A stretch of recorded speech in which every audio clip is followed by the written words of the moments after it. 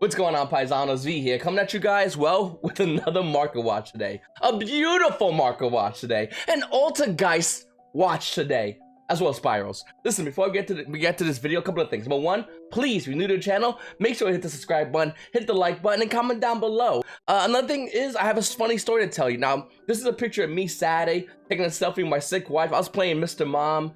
We have two beautiful boys, and yeah, that was Saturday, sneak peek, and didn't do the sneak peek that all this past weekend. But if you guys stay to the end of this video, I will get to this story and tell you about what happened.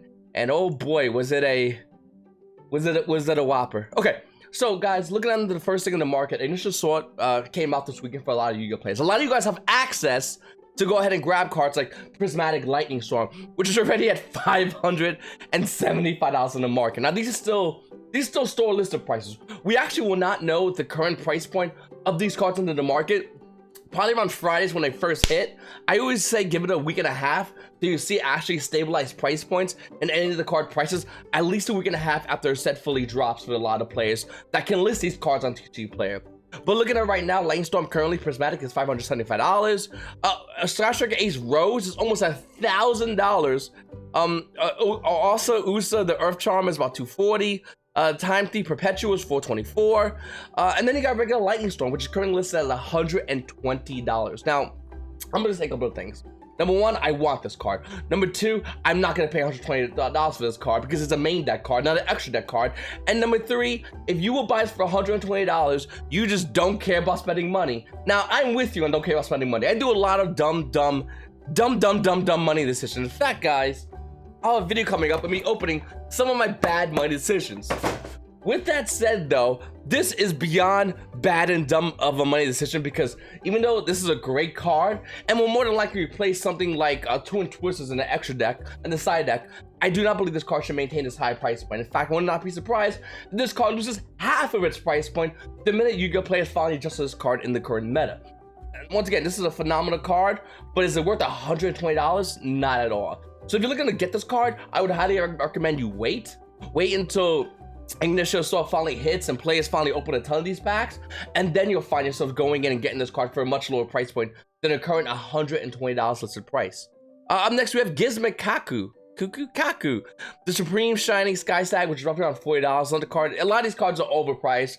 I'll tell you right now, on Planet Patrols, looking at some of these Planet Patrol cards, I do not think it's going to be a meta deck. In fact, this weekend, across a lot of your local stores, you probably know a lot of other Yu-Gi-Oh players that might have told you already, but it's a great deck. It looks like a fun deck, but is it going to be a deck that can play against like Sky Strikers?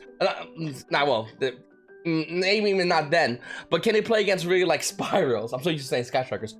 Spirals. Can it play against Altergeist? Can it play against a multiple duality of format in one current format, which you're in right now? Because look at it, we have Altergeist, which is probably one of the best control decks we had in a very long time, win this recent Pro Play Games tour this past weekend. And then we have Spirals, which is all over the place. I mean, 9 of them in the top cut, guys. And then you got Planet Patrol. Listen, I have high hopes for Planet Patrol, but can you face off against, I mean, can we even cross, you take Spirals and put it in any other meta, I would seriously consider a tier, right, even as this current power right now, tier 0.5. You take Altergeist and you just, I mean, it doesn't matter if they are how they are now or they are when they're fully locked in the ban list. They're broken, they're insane, and they're so good at dealing with a lot of mid-range decks. And looking at the current meta, looking at Red Reboot getting hit, which definitely let Altergeist breathe more, I think we're not seeing much combo decks because Nibiru's hit, but imagine if Nibiru went to 1. So many combo decks would be able to breathe more and would be able to do more. Anyway, looking at all those decks and how insanely broken they are, I don't think Plunder Patrol can do so well. And look at the market, it's agreeing with me. As these card prices are tanking, we're looking at a lot of pre-order prices for a lot of these other cards. They're only going up higher, which makes no sense. I'm with you. Lightning Storm, $120, absolutely erroneous of a card value. But looking at Plunder Patrol, yeah, no, this definitely makes no sense. And I just, once again, I think the value of Plunder Patrol is going to be going down a lot. Then you got Ignisters. Now, there's a lot of hype and a lot of excitement around Ignisters. I'm personally pumped to finally get this deck in our hands and play it. But this is a great casual deck. Maybe at best, you might get a couple of wins at a regionals if you do it like right now, this weekend. But this deck's not going to last once you players know how to play around it. And that's the issue with a lot of these decks, Plunder Patrol and Nisters. The minute you get a player that goes, I know how to play against that deck, you lost so much advantage. You lost insane amount of advantage. You better have a lot of good tech cards. If not, you're gonna get caught off guard and he's gonna light you up in like one turn. Or he's gonna control the board in one turn. And then there goes the rest of your plays. You could try to do them. The only answer is, we're gonna play a new game now. It's gonna be called, How Do I Stop You with all these amazing control cards, says the Ultimate School Control player. And you know what? I'm still gonna say Mystic Mime, because that deck's a real deck. I know it hasn't seen almost no play, but Mystic Mime plays, they're so few and far between, but you just don't want to deal with them because it's Mystic Mime and the card's broken. So yeah, I'm dead. And I do think Mystic Mime might fall a little more out of favor the minute we see more Ultimate players come through, and I think we will because the market's showing, and I think we're seeing a lot more Yu-Gi-Oh players say, hey, I don't have to pay $300 for, well, more than 300, I'll get to that in a second, for a card to be used in Spirals. Ultimate has other alternatives, but once again, I'll talk about that in a second. But look at it in Nisters, it's another great deck core that just doesn't work. Could this have been good in another format? Possibly, but not this format. Just like I think what Marine says. I think Marine says is just waiting for the format. I think Nisters also might be waiting for the format to be the right time to see play. Because I do think there'll be a time where these deck cores especially, will be able to see play. But it's not the time right now. Nisters is not your time. I'm sorry. Marine says, I don't want to say it's not your time because it could be, but right now, looking at Ulta guys, okay, I'll be honest, my two favorite decks right now are in the meta, so it's really hard to be unbiased. I love Ulta guys. I kind of like Spirals a lot too, but I definitely love Ulta guys. It's hard to look at anything else and go, yeah, you could probably fight Ulta guys. It's like, bro, these decks are so dumb. I do think there's ways and answers for Spiral players to beat Ulta guys. And I'll talk about that in this video as well. But once again, look at it in this. I'm not sure if it's your time right now. And look at the market. The market is dumping your cards. So if you are a Nister player, or if you are a Plunder Patrol player, trying to get that booty, all you gotta do is wait because the values of your cards are going to be dropping. And maybe we're all wrong. Maybe everyone's wrong, and there's a build of these decks that are good and can see meta play and will catch a lot of people off guard. Well, here's an option. Do you want to go in now and overpay for these cards that are definitely going to be going lower in price the minute everybody has the opportunity to unload initial assault cards onto the market? More than likely going to be this Friday. Or B, you wait. Hopefully no one has an insane build, and then you just buy the deck for dirt cheap. It's your choice, but it's definitely a hard one. Then you have Link Karibo. I heard this card was gonna be good. I personally didn't even read this card. I'm sorry, the Link Karibo is too broken of a card. Link Karibo, market price shown to be roughly around $18. It's stabilizing at 18. We have other cards like Sales Pitch and Ignister, AI Land, and all these other cards that, once again, are probably gonna be going down in value. I do find it weird seeing Skystriker Ace Rose being almost $1,000 for Prismatic, and the Ultra Rare being $12. And I understand there's a big variance of Ultra Rare and Prismatic. I totally get that, but $12. Listen, Skystriker players, you 5 still left around that got so much value on your deck. I don't know if this is the right card for you, and if it is the right card, are you gonna pay $1,000 for your deck? Then again, if you have Skystriker Max Rarity, you probably already did, so what's another 1,000? Look at the rest of the cards in the market. I mean, I think Initial Sword has a couple of good cards right front facing. Maybe later on I'll have some good cards back end.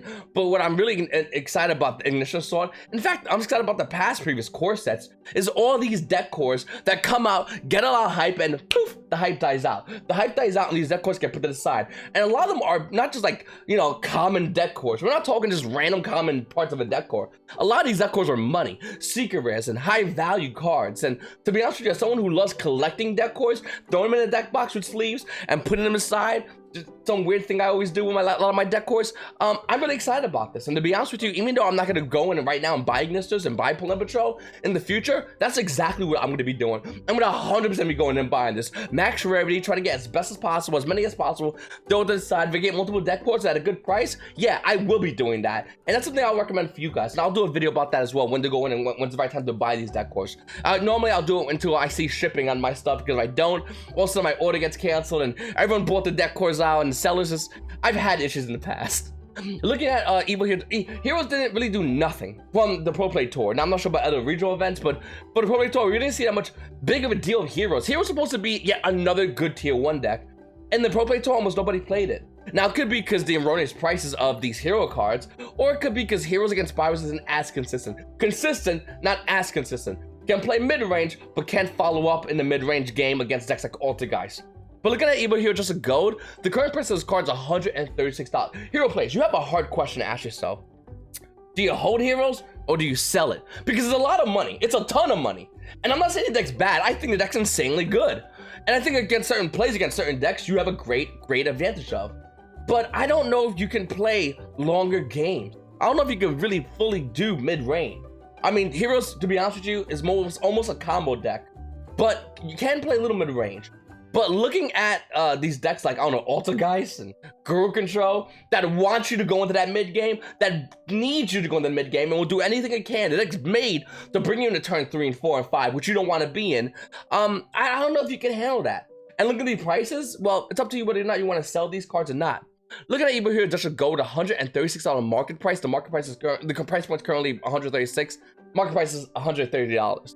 Looking at Evil Hero Adjusted Bane, which was insanely low for a while, is holding a $97 market price and is stabilizing roughly around $96. It's a hover price, about $96 on Evil Hero Malicious Bane.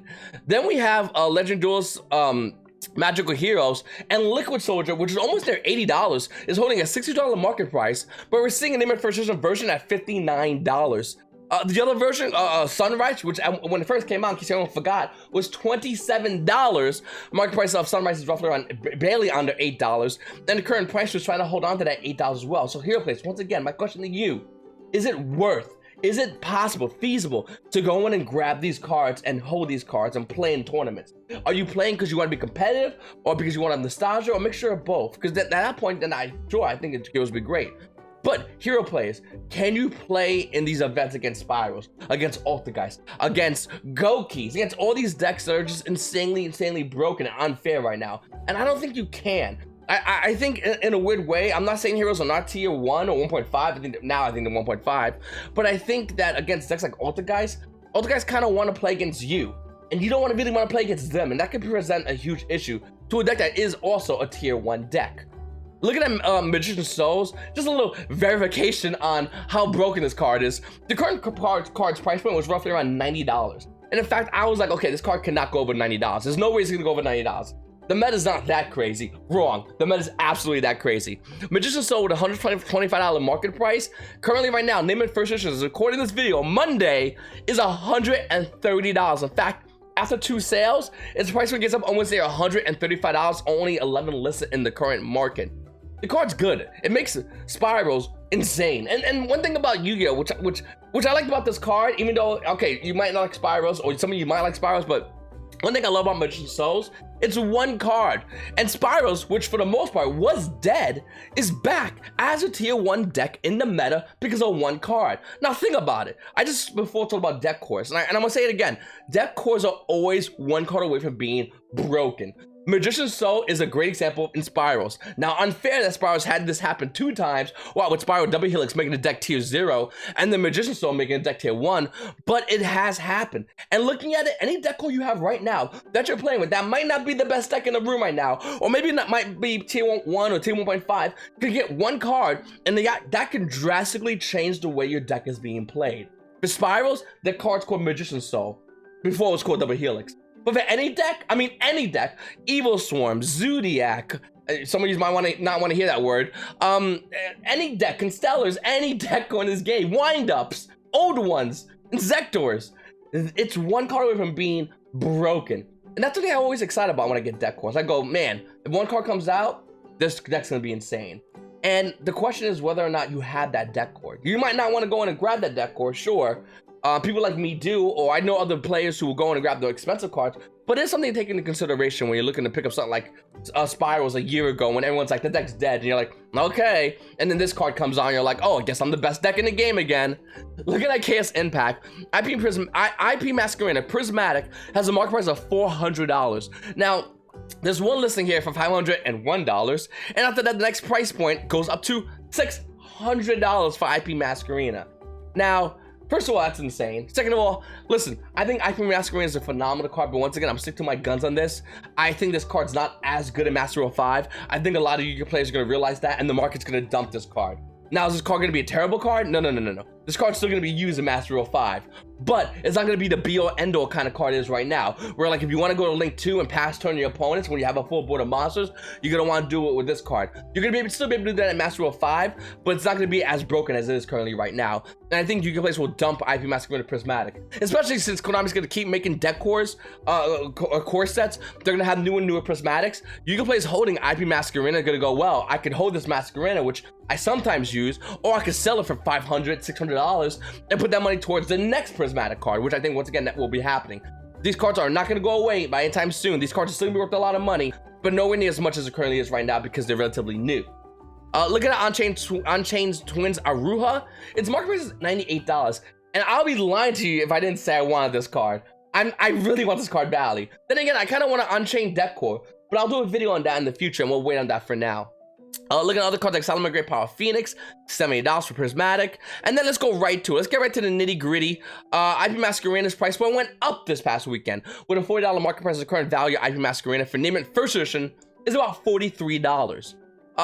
Once again, it's a great card. A lot of you players are starting to find ways to put this card back into their extra deck. Specifically, Spiral players are finding ways to reuse this card, and I think that's the reason why Yu-Gi-Oh! Players are going in and grabbing this card more than ever. Then we have Starly Seafree going down to another low of $25 for Unlimited. Now, the current market price is $28, and the limited first edition version is about $28. So I'll tell you right now, this is still a great card. I still think this card is broken. I think it's a matter of time before a deck core comes out. Whether it's this year, next year, 10 years from now, I don't care. It says dragons, and it does so much that this card's gonna be broken again. Same with Chaos Dragon Levy in here. I think these two cards work perfectly together, and they're insane. And I wouldn't be surprised if a deck comes out, even by Nationals or post-Nationals, that actually shows this card at 3 and shows how broken this card is. This is the reason why I don't want to buy Unchained yet. Abomination's Prison is holding a $16 market price, which is stable in the current market. That's going to go lower, and then we're going to go and grab that. But for now, we wait, we chill. But look at the rest of the cards in Chaos Impact. There's not really much as far as, like, value, prospective value currently. I do like the fact that Marine's Blue Tank is also $8. Marine's is also another amazingly cheap deck core to pick up that a lot of Yu-Gi-Oh! Players are just putting to the side. I know we didn't see Marine's C play, then again we didn't see Hero C play, but if you go to Yu-Gi-Oh! Regionals, you go to your locals, you will see Marine's and or Heroes. So please keep that into consideration. Please know what these decks do. Respect these decks or you will lose to these decks. It's that simple. I really do believe that when I think about Marine's and Heroes. They made Kitchen Dragon Mage, and the value spiked heavily. This card was $50 last week. Looking at Kitchen Dragon Mage with a $47 market price, the current price point is roughly around $41. Now, there's an 8 wall over here at the 45 mark, so, I mean, whatever as far as that, but this card price is insane, and I do think Kitchen Dragon Mage is a card that you gotta pay, like, it's the waifu tax, and I don't know if this value is ever gonna go down low until Konami actually reprints this. Hopefully they do soon. But look at Kitchen Dragon Maid. I do think the value of this is gonna be pretty high for a long while. I don't think it's gonna really change. I think the value might go as low as 25, go as high as back up to 50. It doesn't take much for this card to change because of a lot of Yu-Gi-Oh! Players just like this card as is. Then we have Royal Decree, another card that's pretty good right now. In fact, so good nobody knows about it. So we saw the Pro Play Tour when the guy sided in 3 Solomon Judgments in the side deck, so he could play against another card I'll talk about in the Market Watch. Well, if you're looking to play Spirals, or even if you're looking to play Heroes, this is one of the best cards you want to play in your side deck. Think about it. You're playing against Alt Guys, against Guru Control. You flip it with Royal Decree, that's it for the turn. They get stunned. You can even say Trap Stun, but what I like about this card is continuous. And if you're an Alt Guys player, you don't really need to resolve a Royal Trap card on field for Royal Decree. If you're playing Guru Control against Guru Control, Royal Decree is a game changer. So look at the card, look at the values right now. Tournament Pack 4 versions of Royal Decree are roughly around $100. The Lightly Play Unlimited versions are $96. That's for the ultra rares. After that, you got TP, you got the other TP, you got Tournament Pack 6 ones with an $18 market price. This is the one I have actually, the TP6. These are super rares from TP6 with an $18 market price. Little fun side note, back in the day, this is the first tournament packs ever dropped, OTS packs we want to call it.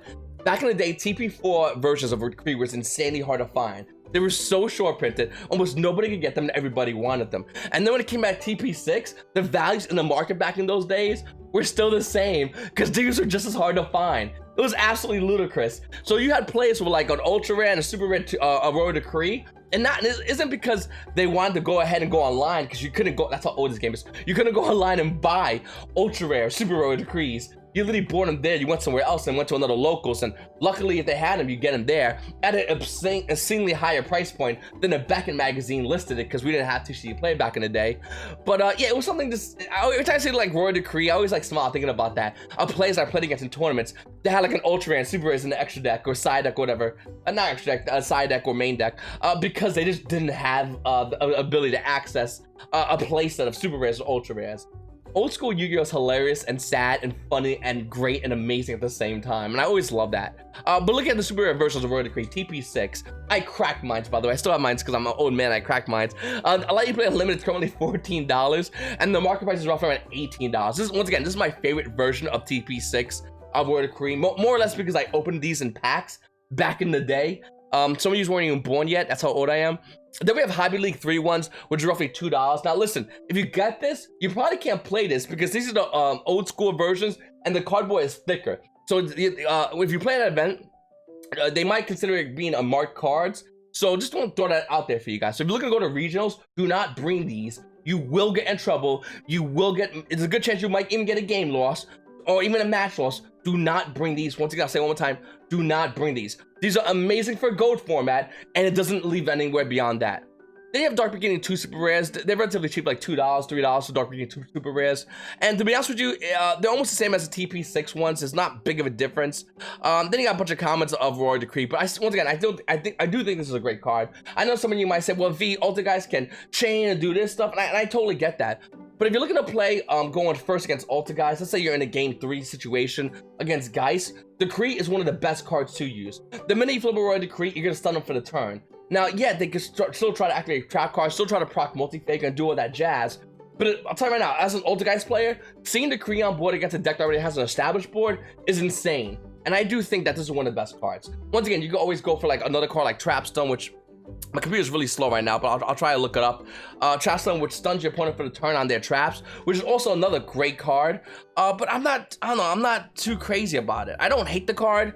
I have the dual tournament version of this card, a playset. It was like $1 at the time. I'm not sure how much it is right now, but it's not a terrible card, but it's alright, I guess. Secret Red Trapstone's currently right now in the market like 50 cents. Coming out Legend Collection 5Ds. The dual tournament versions, the one I recommend, is holding a 93-cent market price, and right now there's a Light You Play limited for like 8 cents. This guy has one for 30 cents, and he has 4 of them on the market. So you do whatever you want to do with that information, but I think this card's insane. Now, of course, this is not going to stop Dark Ruler no more, so if you're playing the mirror match of Spirals, and you play against an opponent who has Dark Ruler no more, well, that does nothing. But, and then you might want to consider like Solemn Judgment. But for like stopping a stun player, that's the card. Speaking of Solemn Judgment, coming out of OTS Fun Pack 12 with a $57 market price, Light You Play Unlimited is at $55, and it almost quickly goes to $70. Look how fast it is. You got 55, 57. I gotta hate when they do the $4.99 shipping. 58 roughly, 60, and then 71. After that one's gotten 75. It just quickly scales up and higher in value. And as we move away from OTS Tournament Pack 12, this card is going to go even higher in the market. But yeah, this is the card, if you're looking to play Expire, which you definitely want to consider siding. We saw the guy that won the event, I forgot his name already, but the guy that won the event, Appropriate Tour, sided these against Dark Ruler No More. And even still, if it's not even just against Dark Ruler No More, if you open this and you open the Spiral combo, it's just insanely good at securing that turn. Up next, guys, we have Joel and Lockbird. I'm unhappy, okay? I'm going to tell you why, because I'm a bit of a snob. I said Drill and Lockbird should hit $80, and it's $75. Not happy with that. But look at Drill and Lockbird with a $57 market price. Ultimate Rare Drill and Lockbird at an OTS Fun Pack 8 is at $75, which is huge. And of course it is. It's a phenomenal hand trap. That's the thing with Drill and Lockbird. It went as low as $40. I talked about in this video on this channels before, and now it's going as high as 75. It's gonna hit 80. It's gonna go higher. This card's insane. And soon you'll see a lot of you players maining this, if not they're already doing it already, because a card can just shut down so many mid-range and combo decks. This card is absolutely broken, and to see this card be so high in value is no shocker to me. Now, if you don't want to drop $75 on a Drill and Lockbird, I totally get it. You saw the Legend Collection Kaiba ones, but even they're going up higher in the market. The Ultra versions of Drill and Lockbird are holding $9 for Legend Collection Kaiba, and it's already at like $13, almost at $14. There's a 45 wall, though, at the $13.65 mark, but that's for Unlimited. Then you got OTS Tournament Pack 1 Drone Lockbird Super Rares. With a 750 market price, this card also is hitting above $10. You got the rare versions, the original Drone Lockbirds, out of Star Trek Blast with a $5 market price, and that card's almost near $6. And if you want your comments, no big deal, I got you, bro. Common Drone Lockbirds, market price is barely under $5, but you'll be paying about $5, almost near $6 for Drone Lockbirds. Common. This card is absolutely insane. I really do hope a lot of you guys out there have Drone Lockbird, because the card's an amazing card. I always say everybody should have a place of every hand trap in the game. Even if it's not a good hand trap at the moment, it can be a good hand trap in the future. And Drone Lockbird is no exception. It's a phenomenal card. Then we have DD Crow. Now, I don't know what to feel about this card, because on one hand, I want to main one in my Spiral build. On the other hand, I'm seeing players main 2, some players main 0. I think 1 is kind of the sweet spot for DD Crow. Then again, if you open 1, then I don't know, it's all right, I guess. I'm in a weird spot. Comment down below and let me know how you think, guys. But looking at DD Crow Striker Neo's Ultimate Rare with a $40 market price, it's definitely above that. It's definitely above that. $40 market price for Ultimate Rare DD Crow. Let You Play It Unlimited is about $40 right now, which is actually kind of cheap. And then if you want a first edition version of DD Crow, that's gonna run you roughly around $59. So you're gonna pay $19 for first edition DD Crow or $40 for Unlimited. That's a hard choice. I mean, this is the amount of value where I'll go, like, personally as a rarity whore, I'll go, nah, I won't do that. But like, that's in like a weird in a weird sweet spot. And then you have dual terminal DD Crows, which are at 69 cents in the market, dirt cheap, with a $229 market price. These look very nice, actually. I like those a lot. And then you got super rare versions out of Mega Pack, which is like $1. And then a bunch of common versions. You also have an ultra rare version of DD Crow at Dual Devastator recently, which is also like 50 cents. And of course, Legendary Custom Kaiba has ultra rare, which is like under $1 as well. So you have a lot of options as far as your rarity. It's also about Appaloosa Bow the Goddess. Now, Appaloosa is roughly around $500 for Prismatic. But there's Yu-Gi-Oh players that are running multiple copies of Appaloosa Bow the Goddess. See, if you run a Pot of Extravagance build of Spirals, I don't know why would you do this. I don't recommend it. I don't think it's a good idea. But some people are running it. Appaloosa Bow the Goddess is still a lot of money. In fact, is that her right here? No, where is it? I don't think I have it.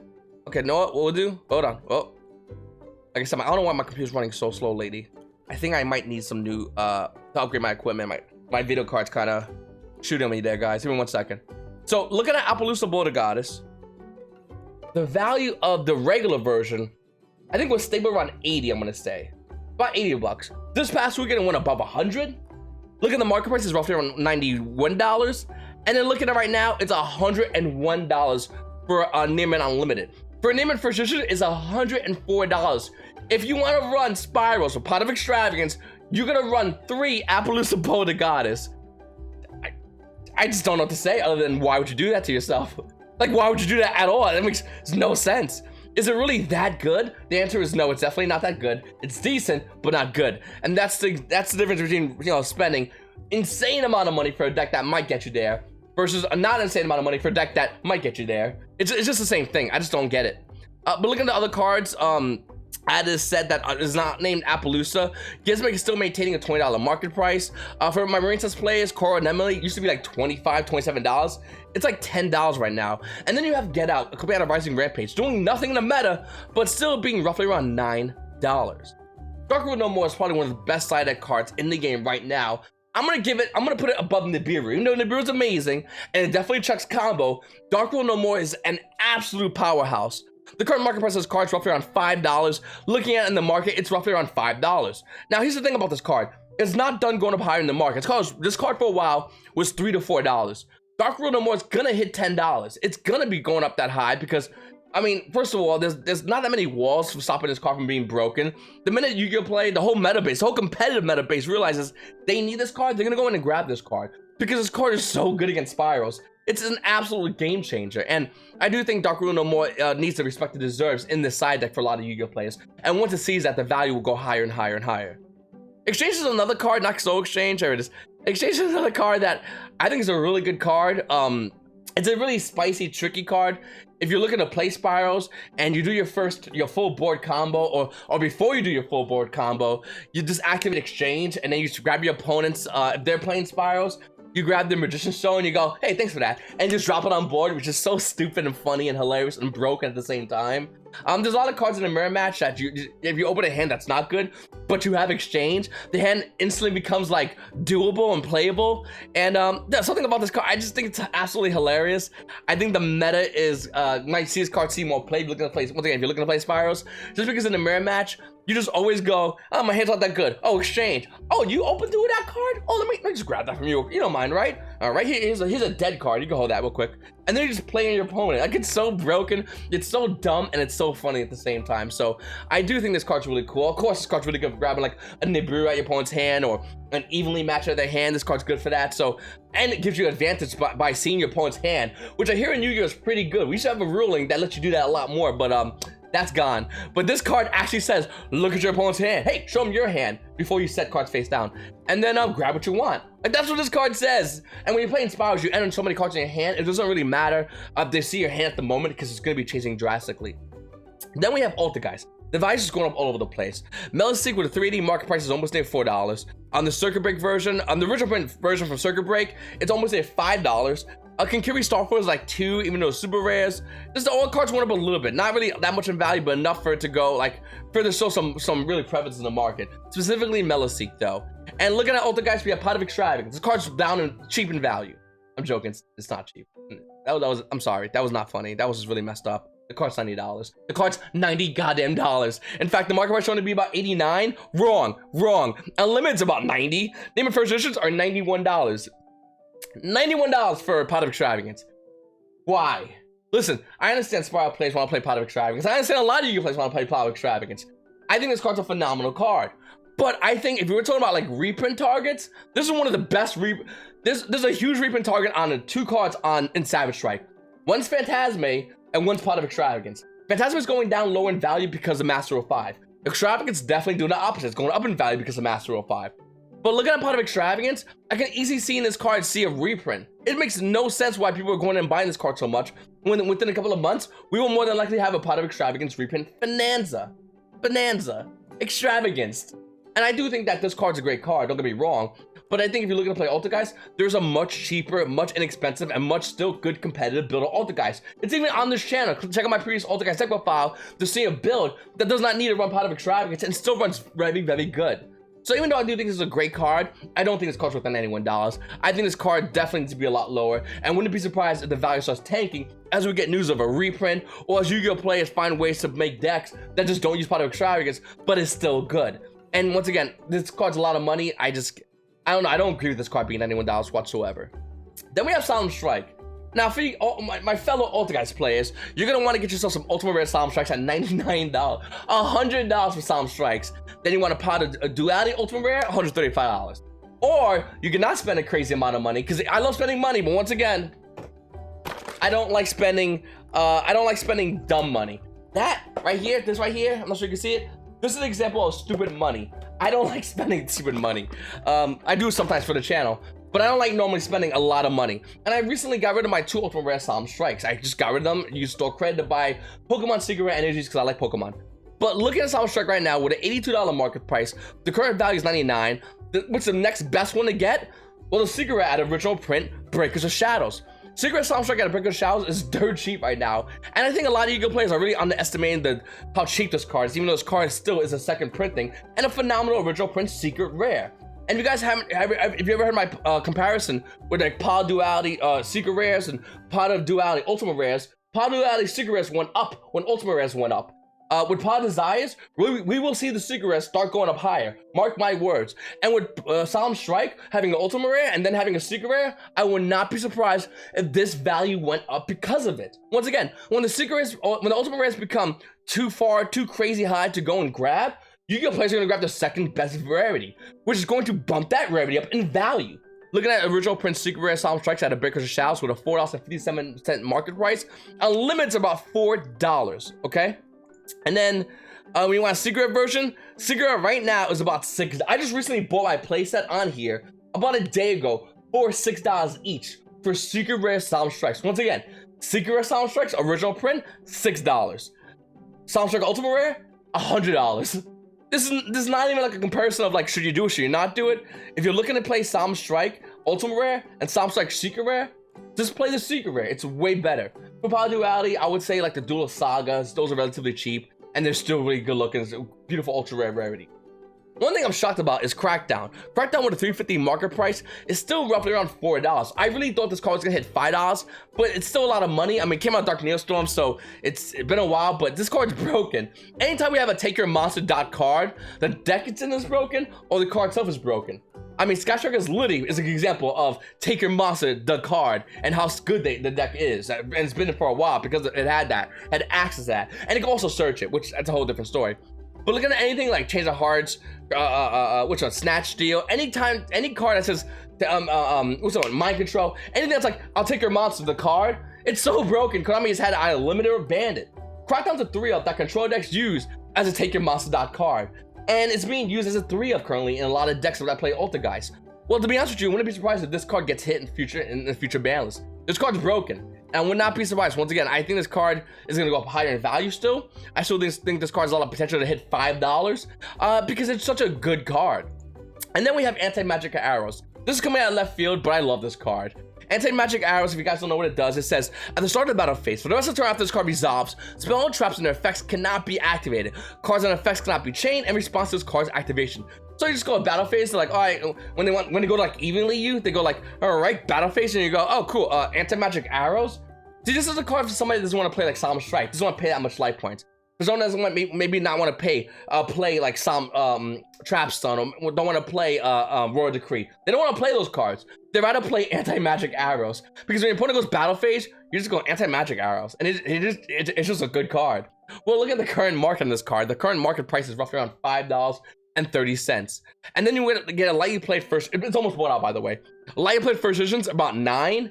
Then it goes up to 11, and then that one's gone 15, and then this guy has 31 of them at $25 a pop. Anti-Magic Arrows. Your opponent will never Nibiru you because they can't ever Nibiru you. It's just such a good card. Okay, so let's go to this picture right here, guys. This is part of the video where I'm basically done. We'll talk about the story about it. But once again, if you guys want to hear anything, I greatly appreciate you guys hit the subscribe button. If you're looking to buy anything at TCG Play, I got my little link down below, and comment down here. So, my wife was sick this Saturday. I woke up and I woke up way early in the morning, but by the time she was supposed to wake up, my kids were running around and I go, where's my wife? My kids were actually in the kitchen making breakfast, and my wife basically was laying in bed. And she hates being on the channel. That's why you almost never see her on the channel, but she hates being laying down in bed. And what had happened was, I go to her, you all right? She was sick. She was done. I'm talking throwing up. It was a catastrophe. So I go to her and I go, I'll take over. Number one, Dad, I got this. You lay down. I got this. Help the kids out with breakfast. Got the kids dressed. I'm like, oh my God, we could go to the mall. We could eat ice cream. We could go to Fi and buy the Yu-Gi-Oh! Dark Side Dimensions DVD because I don't own it. I thought I did, but I don't. I own Yu-Gi-Oh! First movie, so I'm excited about that. And we just watch Yu-Gi-Oh! Hang in the house and just chill out and watch Stick, whatever. But she'll be in the room and we'll be hanging and having a good time. So I found time. I think I took this picture around like 11:30. I must say I took it, and I was almost fully dressed. The kids were fully dressed. I had to get like my shoes on, and all of a sudden your boy V got a little dizzy. I definitely did do that, and I was like, you know what? Before I tell my kids to put their jackets on, I'm gonna use the bathroom. Well, I sat down and it felt like all the energy was drained from me. I lost all of my lifelines. You know when that count in the show and it goes. That was me, my energy, sitting in the bathroom going, oh no.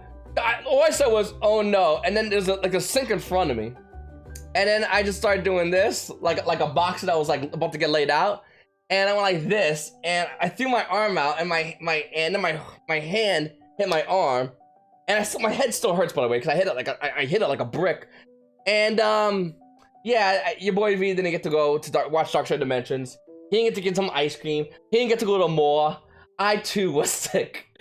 And it sucks because I was like making for my wife. I'm like, dude, I'm gonna have the greatest day with the boys. Stay home. And she was like, whatever. And I was supposed to go to a sneak preview. I didn't get a chance to do that. And I didn't get a chance to have ice cream or any of that stuff. So after just fluids in the bathroom, a lot of disgusting fluids. After all that, I come out of the bathroom and she's sitting up and she's like, you're sick too? And I was like, I feel better. And I went to come over here to my desk and I went to get my shoes on, and Dude, when I mean like, it felt like someone hit me in the back of the head like a brick, with the brick. I've never been hit in the back of the head with a brick. I never have. But I felt like I knew what it feels like because that's exactly what happened. I bent over to get put my shoes on, and then I fell over because everything went like this. Like, what did one of those? You ever seen, what's the name of the movie? There's a movie where like the gravity just like shifts and whatnot. Crap. Inception. You ever seen Inception? I got Inceptioned. And I fell onto the floor, and I was like, yeah, dude, the minute I hit the floor, I was like, I'm going nowhere. Now, I wasn't like too sick. Like, I was okay, but I was not, like, your boy V wasn't getting running around the house. So I put on Netflix. Me and the kids, I sat on my couch with my two sons. They sat on one end, and I sat on the other end. My wife slept because she didn't get any sleep that whole night. And basically, we watched the Yu-Gi-Oh! TV show. We watched everything. And lunchtime came. My son, my oldest son, he's 7. He made a sandwich for him and his younger brother, my other son. And they ate sandwiches. And then dinner came. We ordered pizza for the kids. And yeah. I didn't get to Mr. Mom that much. But, and I'm not sure there's much of a story. But I got destroyed.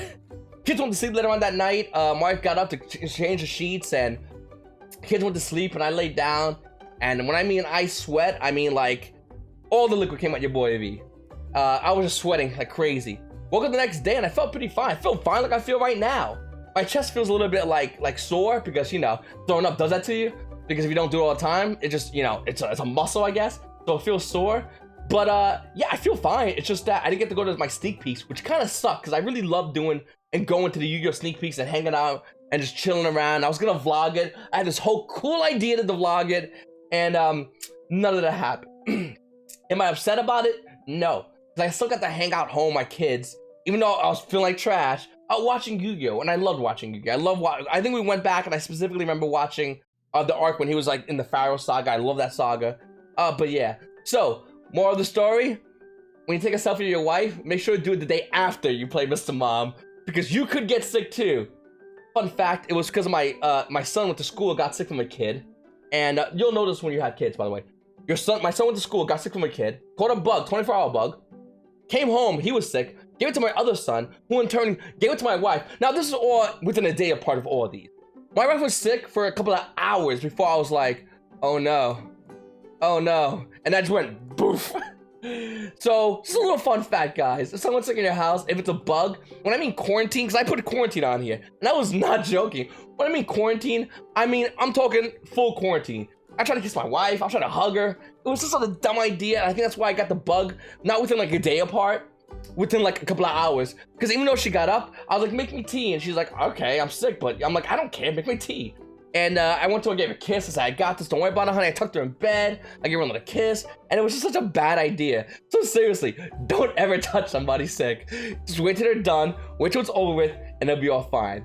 Anyway, I really appreciate you guys watching my video and listening to my story. It's your boy V. Subscribe to the channel if you guys already. Hit the like button, comment down below, and you paisanos have a great day.